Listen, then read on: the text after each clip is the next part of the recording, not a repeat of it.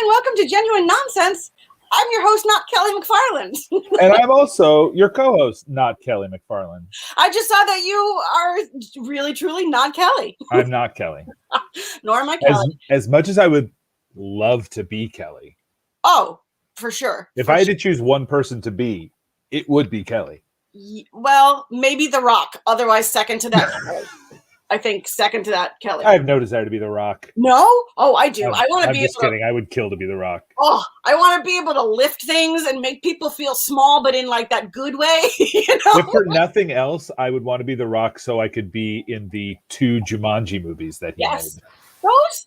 Okay, well, I didn't see the second one, but the first one was way better than I thought it was going to be. Me too. I got forced to watch it with some kids at one point, and I was like, "Oh, this is going to be like pulling teeth," and it was so fun. Yeah, I got forced to watch it too by Ben Scaria, and I didn't get forced. We decided to watch it. Nice. Well, for those of you who are tuning in and joining us, I am Christina, and joined with me, as always, my favorite person in the world, Matt Fear. Oh, stop it. Producer extraordinaire and all-around genuine nice guy. I'm starting to feel a little bad, and I'm not trying to throw any guilt or shade Kelly's way, but Kelly's had a lot going on, and which is a good thing. Well, things are starting to open up again. Right. And she's a working comedian too. So people pay her to be her. And this does not. No, not at all. No shade towards 2MB, but we are here for the love of the game. And that's it. And each other and you guys. But so I'm here for other Dave Thomas. That's my other Dave Thomas too. I'm so glad to have him in the chat all the time. And Loch is back. Hi, Loch. Loch is here. We've missed you. And as always, Rachel Jane Endelman, who's amazing. But I'm starting to feel really bad because so this show gives me a good sense of imposter syndrome. So we can get heavy right from the top. And I feel like anybody who watches this is genuinely here to see Kelly, because Kelly's kind of a somebody, you know, like she's got a name. And I'm like, I feel really bad. I've never felt so much like a catfish before. Like I 100% feel like I'm catfishing everyone to come see this show. I'm like, hey, you like Kelly McFarland? Come see this show. I know. Just kidding. We're not going to have her. We're going to have a couple other people. So we like her too. Yeah. And you're right. Dave Thomas did point out that we started complimenting him and then moved on to other people. So we're going to keep that going and talk about how your week's been, Matt. You doing good? I mean, it's only Tuesday, so yeah, my week so far has been pretty good. I started a new job a couple weeks ago as a clue master for an escape room. That's kind of nice. I mean, that's a good title. I mean, it's basically like what I do here, which is sit and stare at a computer screen. Oh, is it really? Yeah, I mean, as a clue master, you bring people into the room and then you lock them in, and then you don't lock. I like where we're going with this. Yeah. But then you go sit at your computer. And you watch them in it's. I feel like one of those. It's got all those security cameras there, so you have little screens where you watch what they're doing, and then you send them clues. Okay. Do people? Well, you're still new at it. I'm imagining people do some weird stuff in those rooms. I mean, I feel, I don't know if I would be like, they know they're being watched, so it's not like sometimes that's exactly what but no, but I would be so self-conscious just of like what dumb thing I might do. The worst part during the training was I had to do these rooms by myself. Like I went through and had to go through the puzzles by myself. And the first one I got out with like 38 seconds to spare. And I thought I was hot shit. Yeah. I was like, this is awesome. Then the next day I come in and I go into a South Park room. We have a South Park themed room that's it's like licensed by Comedy Central. We've got actual like South Park footage and everything in there. And I did not make it out. And I was like, well, I've been beaten by a cartoon. Well, in that scenario, what happens to you? Like, you just lose, or like, is there like a consequence that you get like farted on by all of the, like, are you Kenny and like you die in some like amazing way, or? Yeah, they docked my pay. No, that's just, this is the first time going through it, so I learned. We did Boda Borg. Have you ever done Boda Borg? I haven't, but I really, really want to. It was fun, although it was not at all what I expected. And I think Right. I was expecting more of like a singular room type of scenario. This was like a bunch of different little rooms, and you could bounce in and out and kind of decide on puzzles. And there was kind of some that were physical, some that were a little more intellectual, some that were just stupid easy. But those are the ones I like. Yeah. I do too. There was one that was like a fairy tale one. I'm like, yes, I've got this. But there was one that we could not solve. And there was like a group of us. And what I loved about it, I mean, it's going to take too long to explain, but it was almost like a pseudo Harry Potter type theme. Like it was this magical sort of thing, and you had to go in, and I think in one room you had to like solve some spells, but you had to do things in a certain order that would open the door to the next room, which was like this giant sort of Rube Goldberg machine where you had like a ball that started on one end and you had to kind of manipulate things. And then the last room was a room that we could never figure out, but we were so determined. I think we probably spent like 2 hours at this place. We would literally get out and then run back around and get in line to wait, like, and go.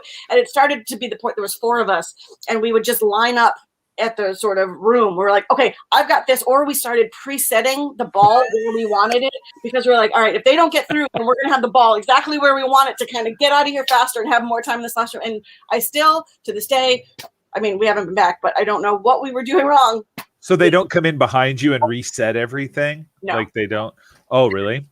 Yeah. Yeah. I mean, I don't know if some of the things, like maybe they do, but yeah, no, because a lot of it is sensory, like thing on the wall or that sort of thing. Yeah, and I've heard that Boda Borg's really, really cool. Like that you have to just pay extra and just have the unlimited time, so you can be there as long as you want. Instead, otherwise it's like $20 for like an hour or something like that. It's like I don't remember quite what. And you've got to have a good team. Like it could make or break a relationship. Like it's not. Yeah. I mean, it's either the most ideal first date space, or the worst. I did an escape room with other Dave Thomas back when I first met David Thomas. It was we had a big and there's nothing quite like a huge group of improvisers going into an escape room. Nope. David, I don't remember. Did we get out? I don't remember. I remember taking a pirate picture because it was a pirate themed. But that had nothing to do. But that had nothing to do with the escape room. We were just in somebody's random. We sure did. It was close though. It took us about 25 minutes to solve the first clue. Yeah, that sounds like us. Yeah. Yeah. Well, with certain groups of people, like it is fun to watch the personalities come out, like the solvers and the ones who just want to like mess around and be like, you know what, I'm just gonna have fun, and like, and then like the people that start the second way and end up the first way, the more the time gets.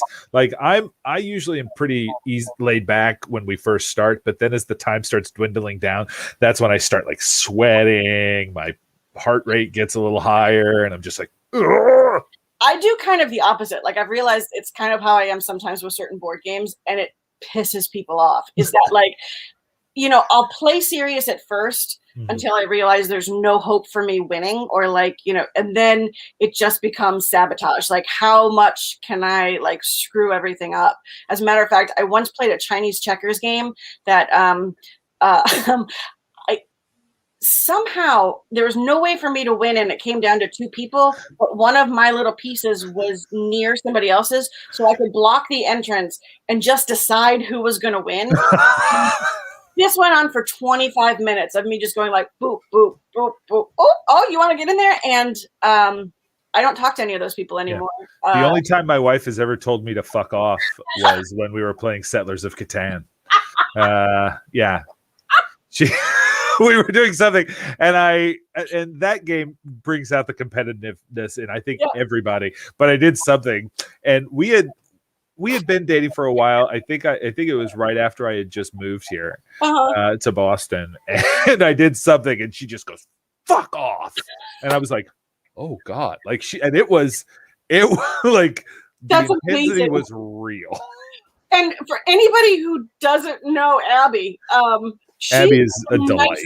She is the nicest human being in the world. Like, yeah, literally, like forest animals come and land on her shoulder, and there's a ray of sunshine around her at all. I would have paid to see that. That's amazing. Yeah, it was terrifying. That's good things. Well, speaking of terrifying, should we bring out our guest? Oh my goodness. Terrifying is right. Yeah. Our guest is probably one of the most terrifying people that Boston, Chicago, and North Carolina have ever seen. I'm gonna serious this up though, because terrifying that a human being like this could exist. Like, we're talking talented, we're talking amazingly smart and brilliant and creative and artistic and poetic and thoughtful and like a good deep soul. Like, yeah, beauty of like inside and outside. And she plays a mean Pokemon Go. So yeah, basically the most perfect human being there could be. Yeah. Friends, can we welcome Sarah Jane Burns? We can. All right. Hi. You know what, you guys? I didn't quite catch that intro. Could you just repeat it? Sure. Hold on. Okay. So coming up. Yes. You guys, thank you so much for having me. That was so nice. I actually have tears in my eyes. That was so nice. I don't know that, Sarah, you don't still do you still play Pokemon Go? I don't think you do. No, I haven't in a while, but that doesn't mean I won't. Right. Yeah. Is it still a thing? Is Pokemon Go still around? Oh, it is, right? Maddie, are you still playing? I don't. I deleted it a long time ago. But yeah, we roamed around into walls. Yeah.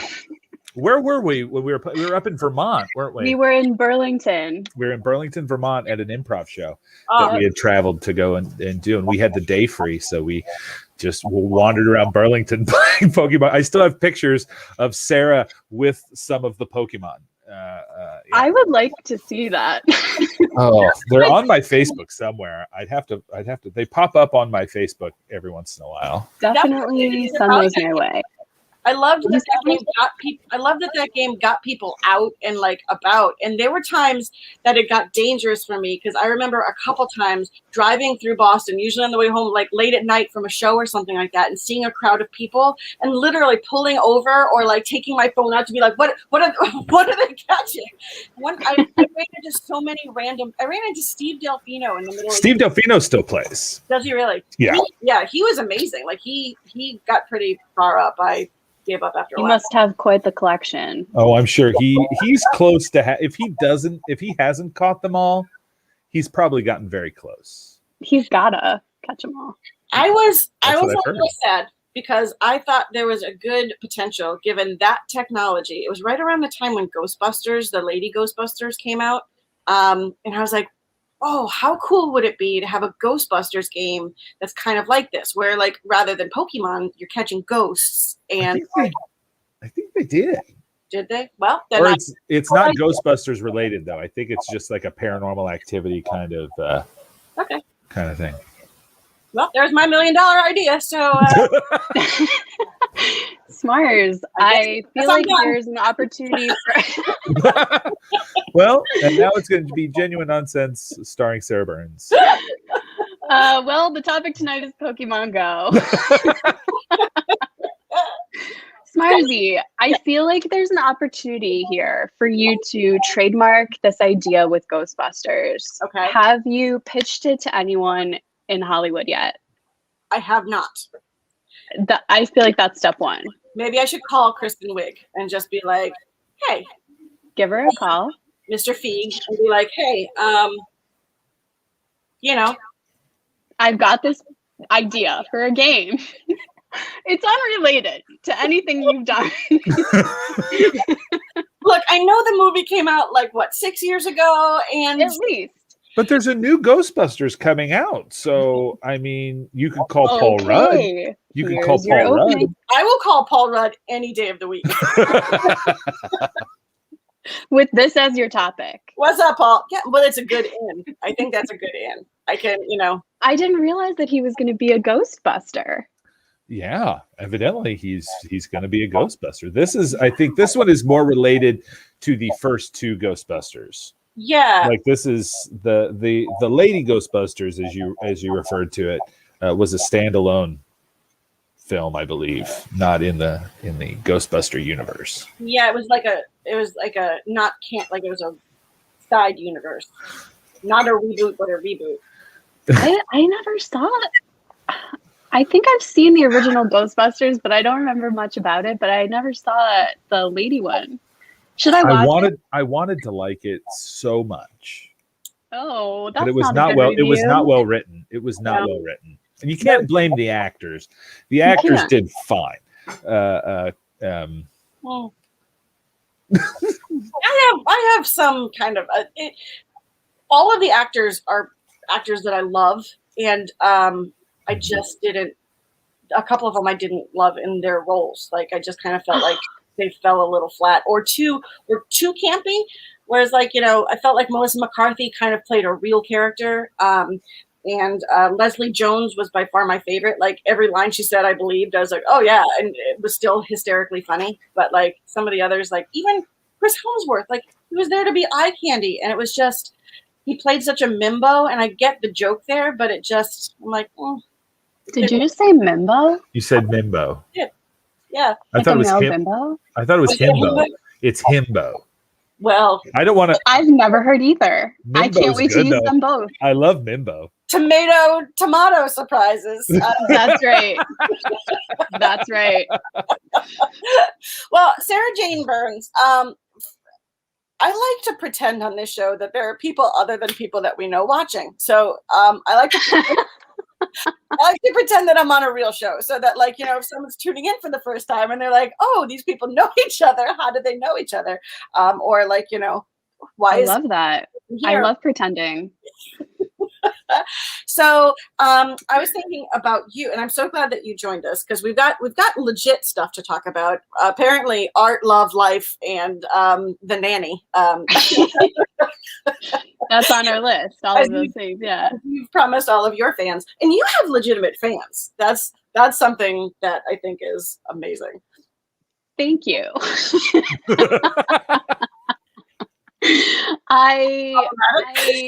It's an interesting thing. It's interesting. It's more of a thing for me on Twitter.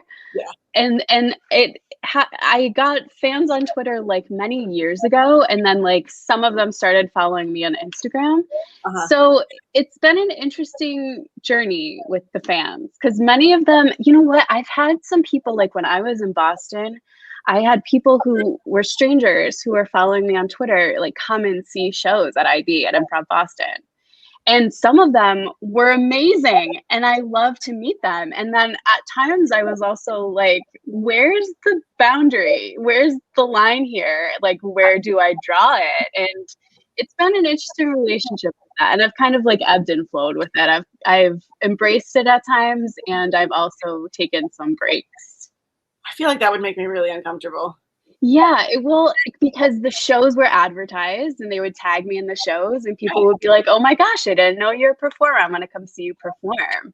So in a way it was exciting. It was like, oh my gosh. Like, yeah, it's cool. As long as they don't as long as they don't get too familiar, because it's like they got to realize that they've never met you in real life. Exactly. Exactly. And IB is such an intimate venue that when they would come and see me, it would be so easy for them to come and say hi. This didn't happen all the time. I'm sounding like this happened every week. It happened like 3 times. Y'all, Sarah is so popular. Sarah, it's like, I'm on this show to let everybody know that this happens to me every day.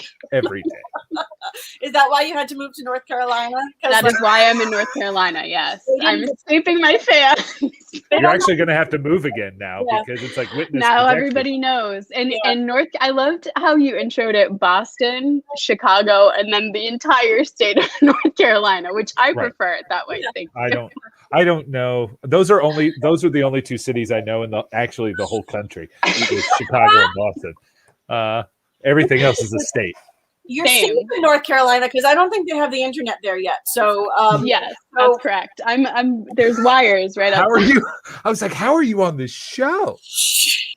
Like little mice like running and like yeah, they're very tired. So you do look a little with the light. Like I'm a little bit worried for your safety. I just want to make sure you're not being held captive somewhere. These are police floodlights. No, it's just a beautiful day here in North Carolina, North Carolina. Oh, NC. What a great town. It's a great town, let me tell you. One of my favorite things. Okay, so we all performed together at Improv Boston. I still remember the day and the moment that I met you. I was at an audition and I was blown away. Like I was like, oh, you know how you go in and you size up people. Like I had already hit a point where in my sort of like 30s, I realized I needed to stop competing with people and like shitting on them, which I never did on purpose, but like especially the comedy world kind of pits you up against one another totally.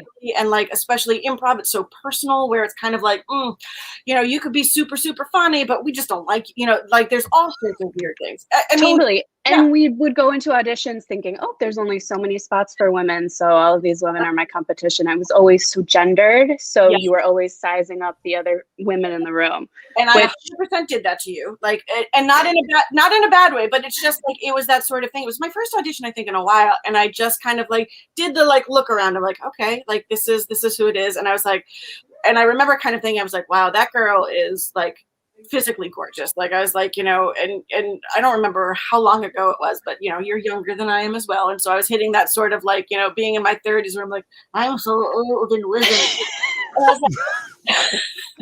But then I was like, well, I don't remember. It was kind of like that, like, oh damn, whatever. But usually pretty people aren't funny. Like, yeah, sure. Yeah, who knows? Like, who knows what? And then you got on stage and I was like, oh my God, this girl is great and has it all. But then we did a scene together and I literally fell in love. Like any bit of competition that I had completely went out of my way or out of my mind. And I remember specifically, I think we had to do a singing scene and we were at a table or something like that. There's something about bread or soup or something like that. And you, like, we were playing, it was silly and funny, and you started singing and had this gorgeous voice. And I'm like, shit, there's no way that I could possibly even like come close to that. And I don't remember, I feel like I was playing a robot. I don't know. But I just remember being like, I'm just going to dig myself a big old hole. And sang as tone deaf and as terribly as I possibly could. Because I was like, no, she's too good. I'm gonna ruin this by trying. So I'm just gonna go in the opposite direction. And I just remember having so much fun with you, and you were so giving and free and fun that it was great. Yeah, Smart. I have this amazing picture pulled up. I want to show. This is Sarah at. We were playing Jenga, and outdoor Jenga, and then. We got it pretty high, and I'm trying to find. Yeah, this was down in Sarasota, Florida. Smart. What are your names? I don't understand. Sarah. Sarah actually won. I believe that was. Yeah. Oh, and then there's Sarah as the Loch Ness monster. So you catapulted her out to sea. She won the Jenga game. Yeah. Yeah. So this is Sarah doing her best Loch Ness monster impersonation. Also, you guys, I need to come on the show every week. We used to do a show together where we tried to improvise Shakespeare. Do you guys remember that silly show? Oh, I do remember that silly show. Yeah. That was some of the best times I've ever had on stage were with the two of you. Likewise. Yeah. Likewise. Absolutely. Or in rehearsal, just messing with our girls. Making Danny Billell go, We got into some hijinks. Do you guys remember all the times we were witches? All the forest animals we played in tandem? Oh my gosh, we got into it in that show. To name people, my favorite, and this is, Sarah, this is one of my favorite things that you do. Like I definitely get stuck in my head of trying to make sense of things, and I love that you don't. Like, and I mean that in the best possible way, that like you have such this freedom of thought and expression that you're like, whatever I say is going to be fantastic. And you would make up names that didn't have like there. You can say it. Toot. Yeah, toot. And I was like, what is that? What even is that? And what the hell is toot? Toofy, I think, was one of them too. And which sounds familiar, yeah. And I was just like, it's the most ridiculous thing, and it works, and I wish I could do that. I wish I had the brain that could like just be like, here you go. Here's some sounds I know. I'm gonna put them all. Here are some sounds I know. That's such high praise, especially coming from you both. That is such high praise. And naming characters is one of my favorite things to do. I love it so much. So to get complimented on it by you two is amazing. Thank you. Here we've got people that have saw that show. Oh my Sarah's God. Lady Maid. I don't know if I remember that one. I remember it vividly. I remember that show vividly. Smars, you played my wet nurse. I did.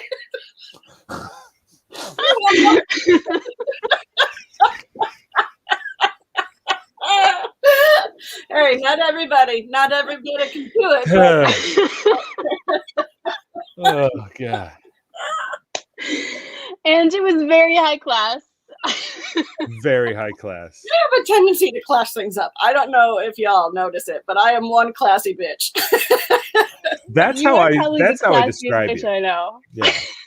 It's like that Christina Smars is 1CB. Yeah. Can I tell a quick Smarsy story? Oh Oh, God. I wish you would. So one time we were on a retreat, an improv retreat, and we decided that we were going to do a talent show. Actually, I think I forced everyone to do a talent show. I was really excited about it. I really wanted to do it. So everybody submitted their talents. There was dancing, there was singing, and then I think the finale, if I remember correctly, of the talent show was Smars as the Great Smarzini. And she did magic for everybody. And I have called Smars Smarzini since that day, because not only did she produce magic that night, she produces it every time I see her. She's very magical, and I want to impart this nickname onto the world. Thank you. If you know Smars, I encourage you to call her the Great Smarzini. That's, what's funny is I guess it shows what state I was in at that, because I know that you and Danny Billell and Corey O'Rourke called me the Great Smarzini a lot, and I could not figure out where that name came from.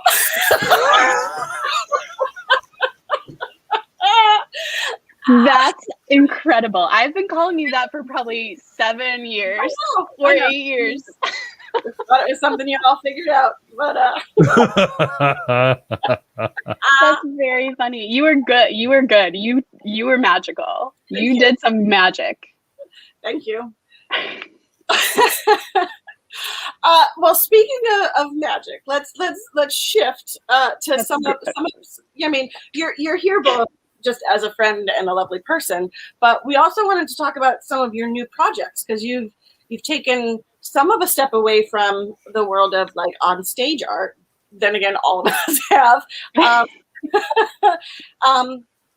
to producing works of art, like to painting. And why don't you kind of explain? Because I've been checking out some of your stuff, but I'm curious as to what you're doing, where it started from. I've always known you to be artistic, but yeah. Yeah, I would love to talk about it. So I've been painting in some capacity always, and mostly with acrylic paint. Mm-hmm. And I have never really stopped but I've taken some breaks here and there. And I think when I was performing full time, especially when I was doing a lot of touring, I completely stopped painting. I wasn't even like drawing or doing any kind of visual art at all. So when the pandemic happened, I decided I was going to try and focus my energy on some painting, and I picked up watercolor, and I have not put it down. I'm obsessed with it. I can't stop. I love it so much. And it's becoming such a part of my life that I'm considering shifting all of my focus into it and just fully embracing it and like trying to be a professional artist. There's many steps between here and there. I have a lot to do and a lot to work on, but it is definitely speaking to me, and I am compelled to shift away from performing and move more into visual art, which is it's an interesting thing because I've been so focused on performing for the last decade. Yeah, but it's where I am, and I'm really freaking excited about it. And Rachel Andelman in the chat says her parents brought the T-shirts that you designed for the channel, and I wanted to pull that up because this design is so good. I want to put it on the show. It's so good. I love it. I love it. Love it. Love it.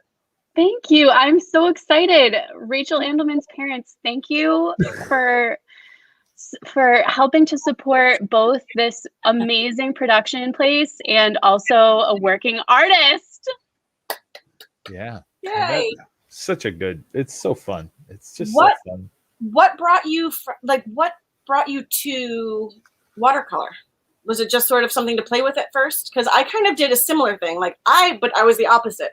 I started with like acrylics a million years ago because that was around and it was like the easier oil paint. But then found watercolor and I loved it. Like I loved sort of the transient property of it and how easy it is to mix and switch and swirl colors and stuff. But then during the pandemic, I started sort of playing with dot painting, and that was all acrylic. So it was kind of like it pulled me out of that. So what brought you to watercolor? That's a great question. Also, I just want to plug Smarzini's paintings. If you haven't checked them out, Smars, what's your handle for your artwork? On Instagram, Smarzy Paints. Smarzy Paints, check it out. These paintings are so incredible. They're so great. It's like meditative to look at these paintings. It's meditative to do, and that's what got me started. Although I've been, it's funny because like I just moved, and so everything is disheveled. So I haven't been able to paint in months, and I feel it physically. I'm like, oh, I want to do this so bad. Smars, I've never seen these. Oh no, they're amazing. It's fun. It's also like it's easy to do. So good. It's fun and easy to do. That one's one of my favorites, I think. But like, yeah, it really is just chill, and it is meditative. And there's some amazing like dot artists, dot Mandela. Like I fall down the rabbit hole all the time on Instagram and stuff like that. But I'd done a specific painting site because my profile isn't public. So yeah, I was like, I want to get to know other artists and sort of figure that stuff out. Totally. So how do you manage like your online presence versus like how you're? I don't, honestly. I haven't given it enough thought, I don't think. I've considered making a separate site, but then I'm like, I just kind of want it all together because I've got Twitter, which is writing, it's poetry, and I've got a very specific kind of poetry, and then I've got Instagram, which is my life and my art. And if I'm gonna connect with other artists in the same way you're talking about, I kind of want it all to be accessible through the same handle. I don't know. I need to talk to somebody who's good at branding about this stuff. But yeah, I think I'm just going to keep it all in the same place. Yeah. I don't know. I think it depends on what you want out of it, and don't they have those link trees where you can put, like, you can go to one place and then you've got a link for your Twitter, a link for your Instagram, but it's on like a regular, just like a one-page website. I don't know anything about any of that stuff. So I need you to set up my Linktree, Matt. Can you do that for me? We'll work on that. We'll work on that. Sarah, can we see some of your art? Yes. Oh my gosh. And it's getting dark here in North Carolina. So I'm going to turn this light on. Spotlight. I love it. Oh, it's kind of spooky, huh? Oh, ooh. You are terrifying. We said that.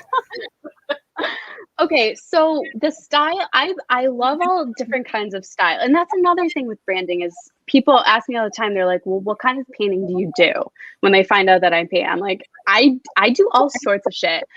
Can we swear on the show? Yes. Oh yeah. Okay. Fuck do I love to do like the animated style, especially the retro animated style. That's probably what I've been doing the longest. I love the ones that you've had on. Oh, thank you. I'm going to show you a couple. The romance, 1960s romance cartoons. I have been obsessed with them since I was a kid. I love them so much. I've been copying them since I was a kid. So I kind of like really understand the style. And I started making like productions of the production. So I'll film myself actually making it and then set it to music. I also really love the idea of taking the romance comics because they're often from the 1950s and 60s, like, he doesn't love me. Why doesn't he love me? And changing it to be a different message, to be like, no, like, goodbye. Nice. So I'll show you some. These are, I've done them in watercolor and acrylic. So these I did when I was a teenager. They're replications of ones that already exist. These aren't originals. They're just paintings that I did of replications when I was a teenager. And they're probably the most famous romance comics. This one, this one especially is a pretty famous one that gets republished a lot. And then this one, I've always just loved this so much. Yeah. And these are acrylic. And then the ones that I've done in watercolor, which I always, and we were talking about how we got started in watercolor, and I always thought of watercolor as so boring and like washed out, and like old people have it in their bathrooms. Yeah. But then I found out, I have a then I found out that you can like mix pigments and make all these really fun colors and kind of do whatever you want with them. It doesn't have to be like that. So I made these. I love it. I love that. That's so good. That was when I was talking online. I was like, I want that in my house. So thank you. And this one is pretty fun too. Yeah, I love it. It's so good. And the funny thing is, I've got so many going at a time. All of these are drawn out. They all have. This one says hell no. They're like ready to go. But I thought it would be fun. I have a few that are drawn out that I haven't picked the phrase that goes in the heart yet. So I thought it would be fun if I showed you guys the sketch and you got to write the caption and the heart, like what it's going to be. There's a lot of pressure here. Yeah, right? And we'll take suggestions from the chat too, because I'm going to do a couple of these. Okay, this one's pretty fun and doesn't have a caption yet. I hope you can see it. Oh, it's so hard to see with that. Yeah. Shoot. Okay. Can you see her? Yeah. She's got her head in her hand and she's got a big old tear puddle coming down her cheek. And the heart is up here. Can you see it? Yeah. Yeah. Let me turn this off. See, that's better. What a douche. Like, I feel like it's... What a douche. Yeah, I like that. Okay, I'm going to write that down on the back. What a douche. What a douche. Okay. I was going to say, I don't need this shit. But, that's good, yeah. Okay, and then I've got one more I thought that we could do, and it's, oh, it's so faint. You can't really see it. Let me see if I have a darker one. I have so many of these. Okay, this one. I love that you're so prolific. Ooh. This is a guy, and she's like leaning in to kiss him, but she does not look impressed. Yeah. She does not. I mean, I'm not impressed. You know. Yeah. Okay. I should have. Steak. Impressed. What were you saying, Smars? What? I should have ordered the steak. Okay, I'm gonna change it to a vegetarian option, but I like it. This is good. This is What good. did you have for- Endorphin 1880. What did you have for lunch? That's good. What did you have for lunch? I still got to finish my taxes. Oh, just the word taxes. Okay, all great ideas. Thank you. I'm gonna turn the spotlight back on. That was a fun activity. That is a fun activity. I love that. And then I wanted to show you one of the first like big paintings I ever did. And speaking of like doing different topics here. I love to paint organs. Jesus, that's Wow. amazing. This is probably my favorite thing I've ever done ever. I love this guy. Great. Wow. Is it all black and white? Like shades It's of gray? actually purple and gold. It's like a blue dress situation here. Oh. It's yellow and black. I see pale and green. So is this right now? So eventually you're looking to sell and work. Are you taking commissions? Like how are you just doing this for fun for yourself right now? So yes, it's been very exciting because recently, I don't know if I should publicize this or not. There's not very many people It's watching, okay. so I'm sure it's fine. It's on the internet. It's just going to go up on YouTube. It's just between the three of us. Don't worry. Okay, so hold on. I'll hit pause on the broadcast. Dave Thomas is watching. Okay, I have been taking Reddit commissions. So I have occasionally over the summer, Reddit has this cool thing called RPAN. It's a live stream. There's all different kinds of things that you can watch on Reddit. Musicians and actors and people just shooting the shit and artists. So I decided I was going to stream myself making art. Lots of people do it. I decided I was going to do it. And I actually got a lot of commissions from it. Wow. Not a lot. A lot for someone who was not doing it professionally and then just decided to pick it up. But it was an interesting way to connect with people who wanted to buy cheap art and commission cheap art. So I got started doing it that way. And it's a snowball. It started slow and picking up momentum. People are starting to ask about buying things, which is so exciting.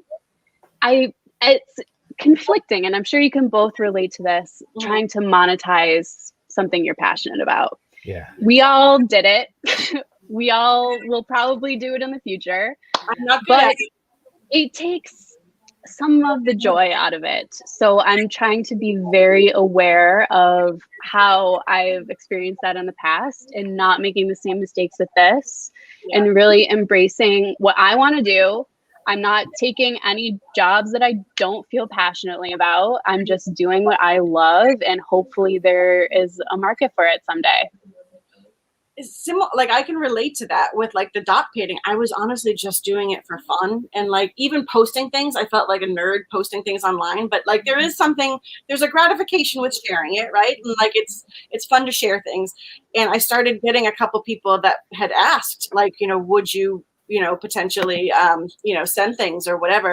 And so I got one or two commissions, but from friends and, people that I know. And I'm like, I don't want to charge you for this. I'll just make you one. Like, I don't keep your money. Like, I just want to, give this and share this.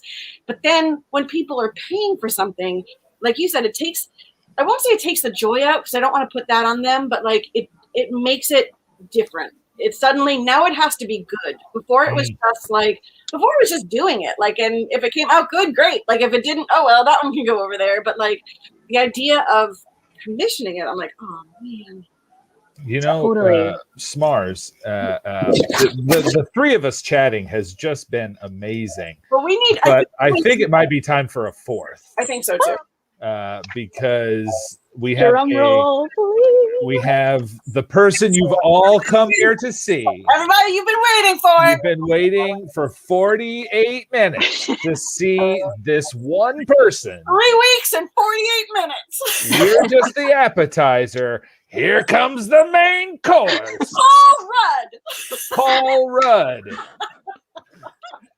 Hey, what's up, everybody? I'm Paul Rudd. Oh my God, Paul Rudd, my friend Marzini has a game she wants to talk to you about. Oh, What's it like working with ghosts? Yeah. someone in the chat, Dave Thomas, says I actually look like Paul Feig. Thanks, Dave Thomas. I'm attractive. Hi, it's not Kelly. Grapes, Marzini, and tomato surprises. So you were just talking about how we all felt like we've been catfishing for the last 3 weeks because your name is on the poster and but you haven't been on the show. And people tuning in, be like, Who are these two jerks? The feedback I've been getting is the show has been better without. No, sure. No. But I only said that once, to be fair. Like, it was just one time that I said that, and it was a joke. well, and you said it to my face, so it was hurtful. That's because it's so hard to read tone in text. So Fair enough. It's the middle finger emoji that really sunk it in. Right. It was the raspberry, like the. Oh. Sarah Jane Burns, I'm loving this lighting. Look, it's been a topic of conversation all night. I love it. Is it purposeful? No, like- I'm trying my best. I love it. I want to I'm see it off. trying. Look. We all are. We all are. I'm trying so hard. I can't get it right, but it okay. was good before. Well, I love it. It's Thanks. like very artistic. Were you talking about your art? Yeah, I was talking about my art. Talking about your art, Smart's art. I was kind of eavesdropping in the back. I love the art. yeah, it's fun, isn't it? Did you plug your Instagram? Because that's where people can find your art. My art is on Instagram at Tomato Surprises. Look at this. That's what I was going to ask you. Instagram right here. Because she got one of the ones. Can we play one of the little videos that I love? Can I just tell you, this is why the show's been better without me, because I walked in like someone's mother. Do you guys keep juice? Did you talk about your Instagram with all your art on it? I'd love some juice. Show your pretty face. Right? You keep shit on track. Like, I'm assuming you maybe haven't watched any of the shows that you haven't been on, but especially the first one was off the hook ridiculous. No, can you? Smart's art. Yeah, smarts. Can you do one of the videos? What kind of music do you have playing here, Oh, Sarah? yeah. Is Oh, It's no. copyrighted. it's copyrighted. Can I sing it? Yeah. Okay, hold on. I'll mute the. Let me. I love this photo. Also, those glasses, Sarah. Yeah. Thank you. Oh, it's already muted. So that's. Oh, here we go.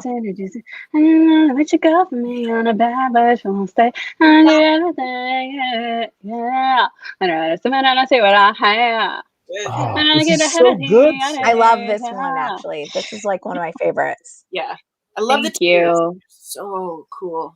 It was so fun to make this. This is actually inspiring me to go back to some of the ones that I have ready to go. I love everything about it. I do too. Thank you. I really do too. Thank you so much. They were just so fun to make. And Well, so, do you draw them all sort of? Do you base them on things? Do you? Yes. Most of them are based off of comics that already exist. I try to pull from things that are not under copyright anymore, so I can use them professionally. But most of them, like this one is based off of a famous one. That one's pretty well known. And then the other one that I did is I took one that exists and I pulled elements from it. Most of them are pulled from ones that have already been made. But as I said, I like to change the message. I like to, they're all basically dump him. What's this one? That's my that's God. smarter than a Pokemon. No. It's smarter than a Pokemon. It's not. It's not. That's Sarah. It's Smars, and Smars is the Pokemon. Oh. Sarah is the regular person. Sarah's been chasing me down the hall for a while. I think I stayed in that. I really love the art that I love that you did on your stories, Sarah Jane.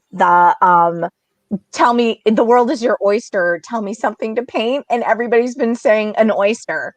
I haven't seen mine yet that I asked for. I can't even tell you. I did this last year too. I asked a bunch of people for art inspiration and I only got to like 3 of them. But I promise you, I'm going to get to everybody's. I still have like 5 or 6 left. I have a bunch still. So I'm working on them. No, I'm working on one right now. Do you want a sneak peek? Yes. Oh. This next one. So Kelly's talking about on my story a few days ago. I was like, "Hey, give me art inspiration." I got some really freaking good ones. I don't understand stories. I don't understand how to use stories. Okay, so this one. Somebody asked for. Can you see this? See these sketches? I mean, I need to learn for next time to draw these sketches darker when I show them to you. You can't really see it. I feel like if I lean closer to my camera, I do this. I squint. I go. I'm tricking everybody into getting really close to their camera. Bring it in. There's nothing on these papers. Hold on, I can almost. Bring it in. It's like the Emperor's New Clothes, right? Yeah. Oh, I love it. It's so good. It's a dog, right? I can see a dog. What? Well, you'll just have to wait and see about that one. But show this shark one. What'd you say? Show the dolphin. Okay, this one. So it started as a regular dolphin, and I like this already. I knew you would. That's why I brought it up. What did you do with the dolphin? Mm-hmm. And somebody asked for the dolphin, which I thought was a great request. And then somebody else said, go back and work one that you've already done and make it into a monster. So I made this dolphin into a vampire. Just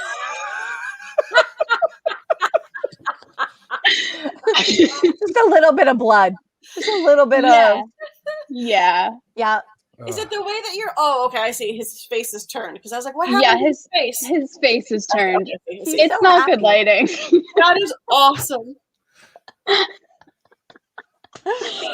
There's no light in North Carolina.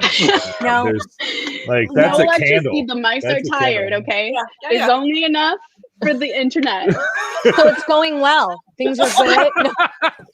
Yes, this is candlelight. Yeah, the art gig's going really well. My art is really taking off. It's I haven't eaten in 4 days. Where Sarah is right now. It's the 7. Did you before I arrived? Did you Smars? Did you tell Sarah about our drawing game that I was horrible at? No, I didn't. We were You have 2 minutes to tell. Oh, it was off. We played a drawing game out of one of Penny Roderick's coloring books, and so I was fun. very bad at it. We were all pretty bad. That Kelly was maybe the worst. I can own that. But it was. I mean, it was a timed drawing. Here's one of my pieces. That's I'm real. just kidding. I didn't do this. That's I a didn't. lie. That's not me. But no, Kelly tried real hard, and it was a fast thing. We were going for speed, not accuracy. I need time. And Yes. all of her animals looked somehow dead, and And the same. they were all Related. She could only draw beavers. Wait, it was only beavers. Yeah, it was the same. was It was only like beavers. the same beaver in different positions. Yeah. Hey, that's cute. Maybe that could be a thing. Maybe that could be a thing. Kelly McFarland, the world famous beaver artist. Check out Kelly's beaver art. Because I know you've been looking for a thing. And I have been looking for something to really be good at, and If you would like paintings of Kelly's beaver, I would. I would pay good money. well, we'll have those next week for you, everyone. I'm gonna get working on them right now, and they're all gonna be vampires. Oh. that tracks. Well, friends, thanks for joining us tonight. Yeah. Nonsense. Beavart. Oh, Beavart. that's Thank awesome. you, Dave Thomas. Thank Hashtag you. Kelly McFarland's Beavart. I think you just named my next album. Thank you. I just want to point out that when I do show up, I pull my weight. You know what I mean? You do. The last 5 minutes we have just been. It's really started to click here. Really started to click. If we had another hour and a half, this show would be. This Oh would my be gosh. watchable. This would be watchable if we had like another hour and a half or so. What we'll do in post is we'll take this part and put it at the beginning. Okay. Right. And then, yeah. And at the middle. And, yeah. And the end. And then you know what? We'll just clip it 3 times. It'll just be this bit. It's just me going, Beavart. Hold on. Beavart. Hold on. Let me get this. Go ahead. Go ahead, Kelly. Kelly McFarland's Beavart. Stick around for Boy Detectives. So the second time that I'm crying.